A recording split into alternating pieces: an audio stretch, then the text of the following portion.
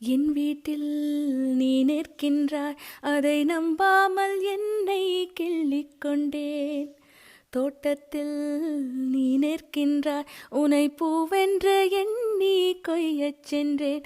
புகழ் பூமாலைகள் தேன் சோலைகள் நான் கண்டேன், ஏன் உன் பின் வந்தேன். பெரும் காசோலைகள் பொன்னாலைகள் வேண்டாமே நீ வேண்டும் என்றேன் உயிரே. எதுவரை போகலாம் என்று நீ சொல்ல வேண்டும் என்றுதான் விடாமல் கேட்கிறேன். தேன் முத்தங்கள் மட்டுமே போதும் என்று சொல்வதால் தொடாமல் போகிறேன்.